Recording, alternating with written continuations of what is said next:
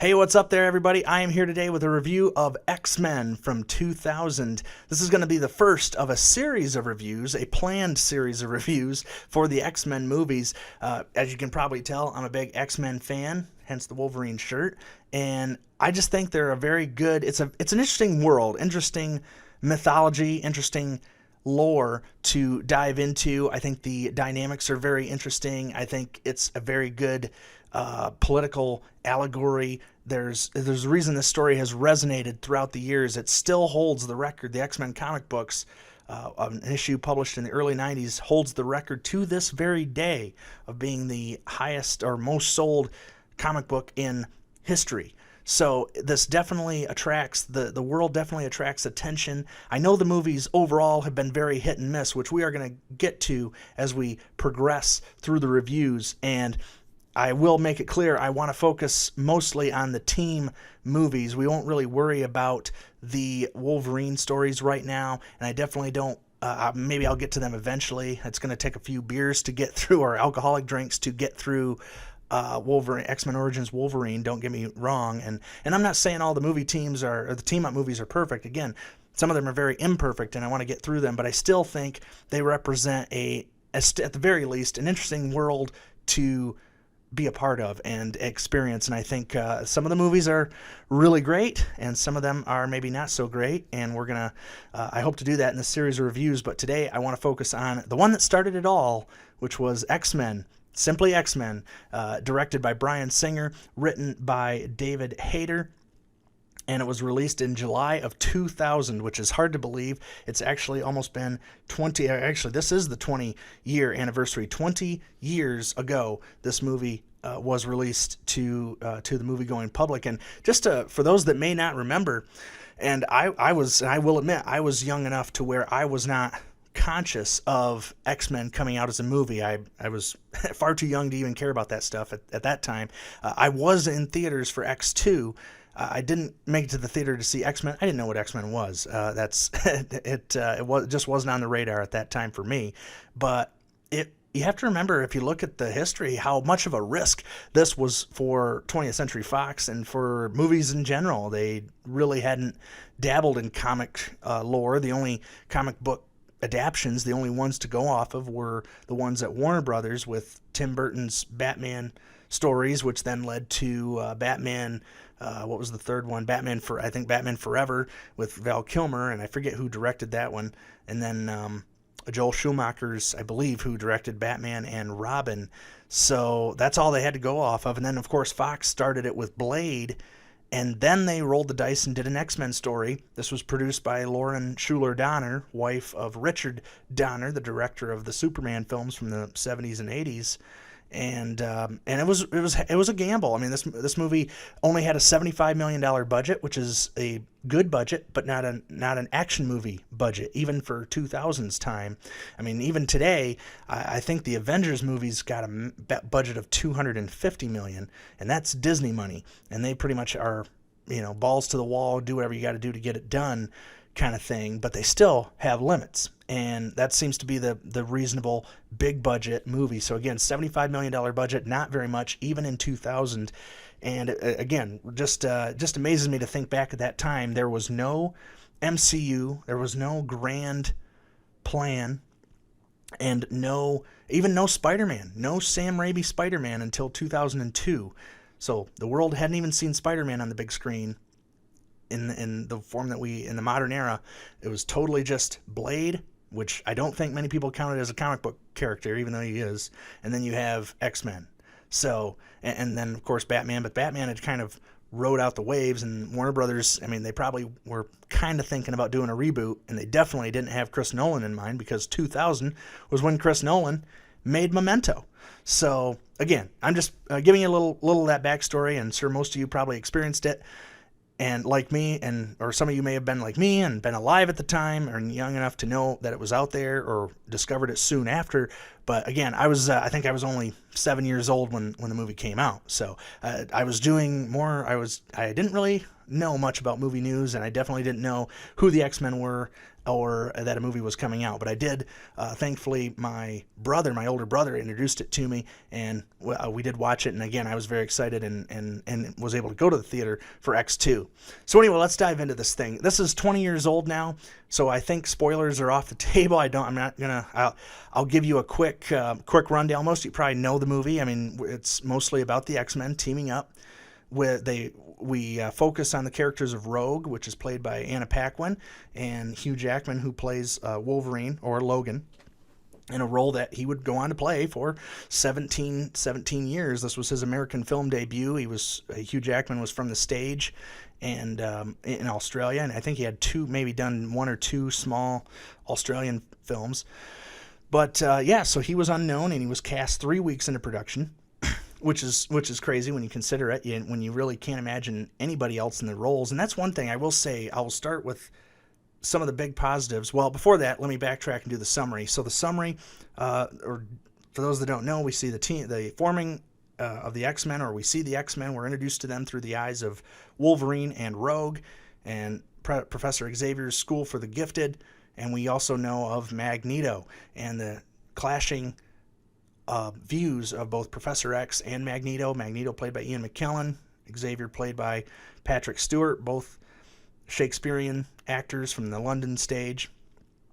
And one of them believes in having hope for humanity as mutants are being persecuted around the globe, or around in this case America. It focuses that you have the United States Senate is debating on passing a Mutant Registration Act, which is very reminiscent of real life things that had happened. That's why I think the X-Men it's such a good lore to display also parts of American history, even with things like the McCarthy era of the Red Scare, the Hollywood blacklist, or even as the movie opens with a very serious scene in the Jewish concentration camps in Poland, which is part of Magneto's backstory, which again, by one of the best opening scenes for a comic book movie. And I don't mean for the content, but I mean just setting the tone, telling, again, at a time when nobody expected what comic book movies could do. Most people were doing, hardcore fans were imagining, wouldn't it be cool to see a movie do this? And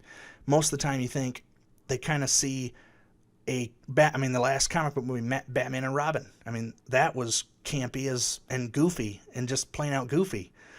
So everybody was may have been expecting that, and then they start out with they just go right for the jugular and say, hey, this is the character Magneto, and he was separated from his parents in the Holocaust, and he was Jewish, and it really set the tone. Now, some people found that to be inappropriate. I think it actually is great. Again, it sets the tone, tells everybody, hey, we're taking this stuff serious, and this is a serious world. And I remember Bryan Singer seeing him in an interview where he said he focused on trying to make a good science fiction movie, not necessarily an X-Men movie, even though he liked X-Men. He wanted to incorporate all that stuff in there. But he wanted to make a good science fiction movie. And just like as you would approach anything else, like Jurassic Park or The Matrix, which was really huge at that time. So, and you can really tell. I think that's really what he was trying to do. I think you can tell by the way it was directed.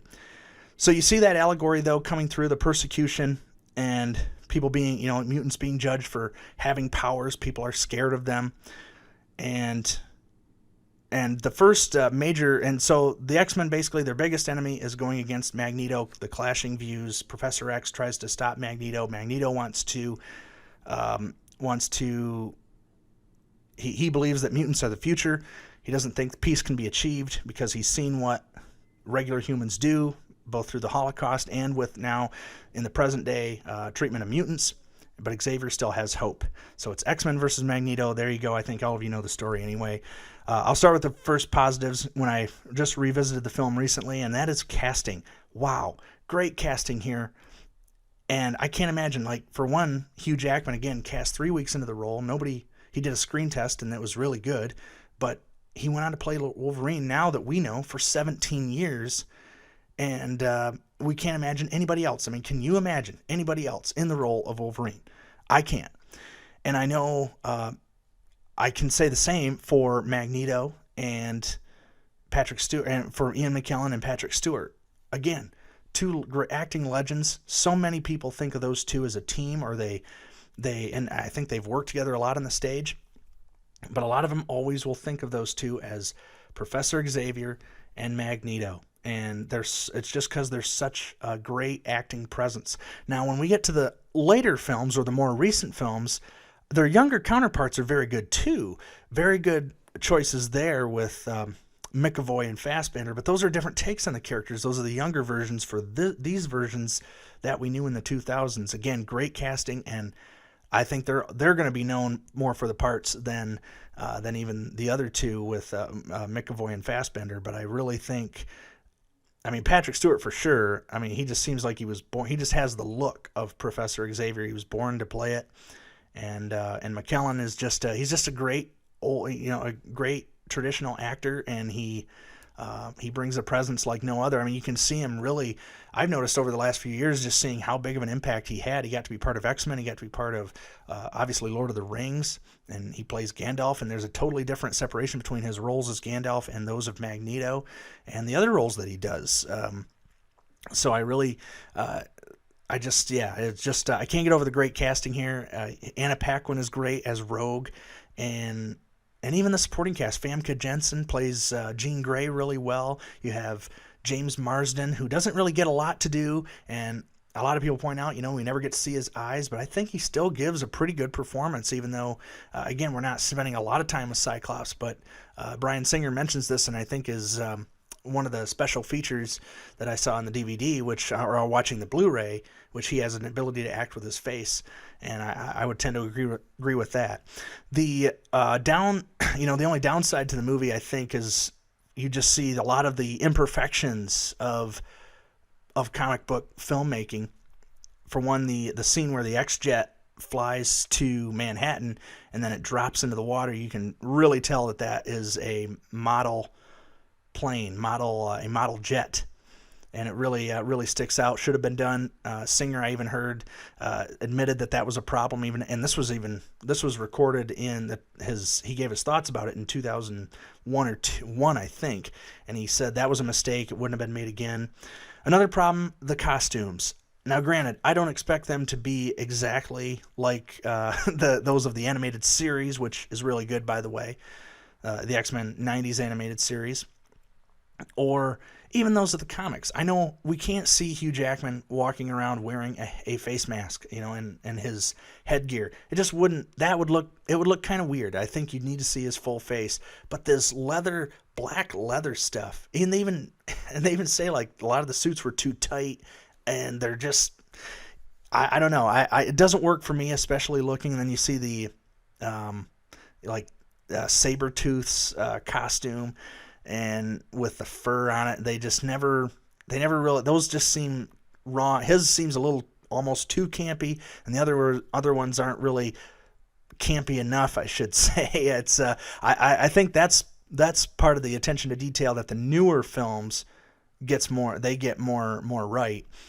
And again, we'll get into that in future reviews. But for this movie, the suits didn't work. Some of the sets or the miniature work kind of not could be better, and the stunt work, really obvious wire work sometimes, especially in the earlier set pieces, doesn't really always come off believable.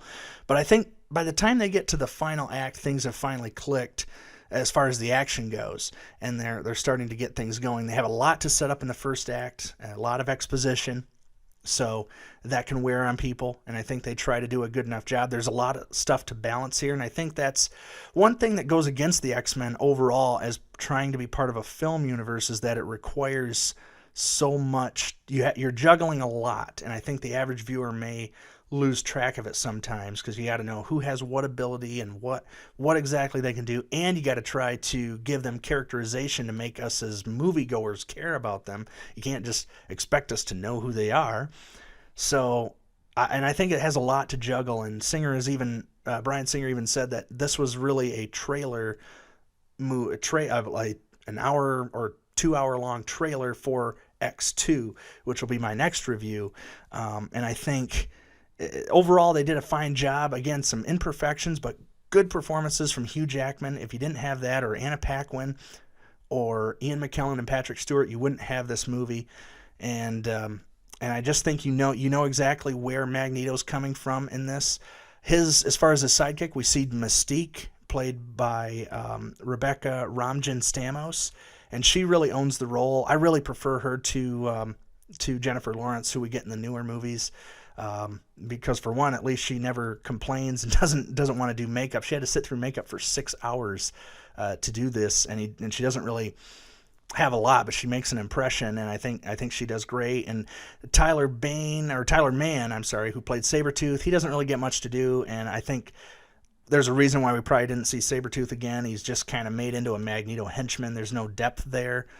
In the comics, he has a lot more of a closer connection to Wolverine, and I know they explore that again in Origins, but again, not good enough. I just think Sabretooth maybe doesn't really fit the big screen material. And Ray Park is really cool to see as Toad. At least now that we know, or for years I never knew that he was also Darth Maul, but he is. And I think he's fine. That's another thing. Halle Berry delivers one of the most cringeworthy lines, which is, what happens to a toad struck by lightning? The same thing that happens to everyone else. That one is another one, and Singer knew about it and regretted it. He took full responsibility. And so some writing stuff, I know some other nitpicky stuff. People didn't like her wig at the time, and going back and looking at how this movie was received. But as of now, in 2020, I think the movie holds up pretty well. Some of the visuals are really good, especially Wolverine's facial, or his healing ability is really well done, and some of the stunt work is still really amazing, and some of the big set pieces. So overall, it's good. It's not the best X-Men movie made, and it's got some little imperfections, but I think it really sets up it was a good setup for what was to come. Overall, I'd probably give the movie a 3 out of 5, maybe even I'd probably go 3 out of 5. So again, not the best in the world, and it's not necessarily the best X-Men movie. It's got a lot to juggle, and it's got some imperfections, especially now. But overall, the story is enjoyable, and it has good characters to follow, and it's an interesting enough world. So, guys, let me know what you thought in the comment, or what you think in the comments below. If you've watched it before, watch it. If you still watch it, or if you watched it back when it came out, what are your thoughts? Maybe you hate it, maybe you love it.